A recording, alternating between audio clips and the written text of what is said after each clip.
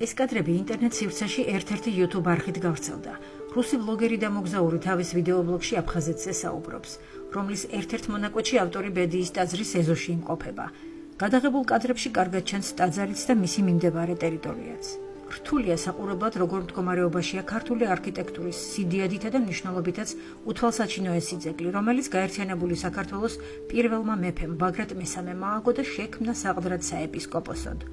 იუნესკოს მსოფლიო მემკვიდრეობის ძეგლთა სიაში შეტანილ სამონასტრო კომპლექსში საოკუპაციო რეჟიმი ეგრეთ წოდებული სარეაბილიტაციო სამუშაოების დაწყებას 2010 წელს აანონსებდა. თუმცა ეს სამუშაოები ადგილზე ლურჯი ხარაჩოების დადგმით და ფრესკების გადაღებით დასრულდა. ტაძარი ჩამოქცევის პირასაა. Современные двери поставили. Закрыто. Так можно показать со всех ракурсов.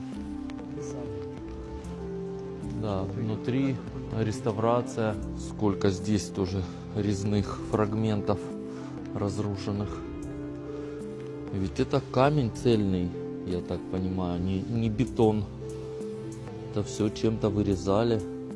Инжир вырос сквозь стены, сквозь бетон. И так, если посмотреть, судя по всему, его корни вот так проходят, уходят в землю. Ну, конечно, таким образом разрушается здание. А вот с этой стороны тоже получается на стене рисунок. Конечно, удивляют люди, которые что-то попытались свое имя написать здесь сверху, нацарапать. Мы здесь были, зашли в интернет почитать об этом храме. Включен в ЮНЕСКО, строил грузинский царь Баграт III. Как минимум будете в Абхазии, посетите это место. Точно обычным и обыденным его не назовешь. სოხუმის სახელმწიფო უნივერსიტეტის ასოცირებული პროფესორი, ისტორიკოსი კახა კვაშილავა გავრცელებულ ვიდეო მასალაზე ამბობს, რომ ბლოგერის ინფორმაცია ზედაპირულია და საქართველოს ისტორიაში ჩაუხედავი ტურისტის შთაბეჭდილებას ტოვებს. როგორც ისტორიკოსი აღნიშნავს, ვიდეო ბლოგითაც ნათლად ჩანს, თუ როგორ სავალალო მდგომარეობაშია უძველესი ქართული კულტურის კერები დროებით ოკუპირებულ ტერიტორიაზე. ის პროცესი, რასაც აფხაზური მხარე რესტავრაციას უწოდებს, სინამდვილეში სხვა არაფერია თუ არა მიზანმიმართული ქმედება ქართული კვალის მოშლისა. ბედიის მონასტერი არის ეს პირველი საძირკველი ერთიანი ქართული სახელმწიფოს. რუსი ტურისტისთვის ეს იყო ჩვეულებრივ სამწუხაროდ ერთ-ერთი ჩვეულებრივ რიგითი ძველი მონასტერი, რომლის შესახებ როგორც ვიდეოდან ჩანს, მან არაფერი იცის და გარკვეულ შესაბამებსაც უსვევს, მაგრამ ვიდეოში ნაჩვენები რეალობა იყო ძალიან სავალალო.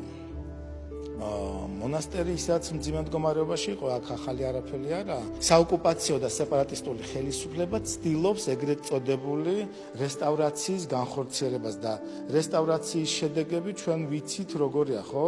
ილორში როგორია, დრანდაში როგორია, ორივეგან ქართული ავთენტურობა, იდენტურობა დაიკარგა. იქ იყო შემორჩენილი ერთადერთი ფრესკა ბაგრატ მესამის გამოსახულებისა. აფხაზმა კოლეგებმა თქვეს, რომ რესტავრაციის დროს შემთხვევით ჩამოიშალა, რა თქმა უნდა არ მოხდა. თუ 200 წელი მან გაუძლო რაღა ამ რესტავრაციის დროს ჩამოიშალა და ეს იყო ნიშანი იმისა, რომ იქ თლიანად ქართულ წარწერიანი, ქართული იდენტობის მაჩვენებელი ელემენტები, დასტური უნდა მოიშალოს. ჩვენ ერთადერთი მოვახერხეთ ის, რომ 2006 თუ 7 წელს უბრალოდ არ მახსოვს კულტურული მემკვიდრეობის ნუსხაში შევიტანეთ ის იუნესკოს დაცვის ქვეშ, აი თვითონაც ასახელებს, რომ იუნესკოს დაცვის ქვეშა, მაგრამ რომელი სახელმწიფოს ტერიტორიაზე აი ამას არ ასახელებს. ნუ ერთადერთი ამით მოვახერხეთ, სხვა მხრივ ჩვენ ზემოქმედების არანაირი საშუალება არ გვაქვს აი ამ მონასტერზე. როგორც ცნობილია, ოფიციალურად ქართულ მხარეს არ გააჩნია ბერკეტები დაიცვას განადგურების პირას მყოფი კულტურული მემკვიდრეობის ძეგლების უსაფრთხოება და ავთენტურობა. განგაშის ხმა კი აფხაზი მეცნიერების და ეგრეთ წოდებული სასულიერო პირების მხრიდან სამწუხაროდ არ ისმის. შეუიარაღებელი თვალითაც ჩანს, რომ ისინი დიდი ხანია დგანან საოკუპაციო რეჟიმისთვის მისაღებ პოზიციაზე. ეს გულგრილობა კიდევ ერთხელ ცხადყოფს, რომ რეჟიმს მსგავსი სულიერი და ისტორიული ძეგლების მიმართ სულიერი და მემკვიდრეობითი ბმა არ გააჩნია.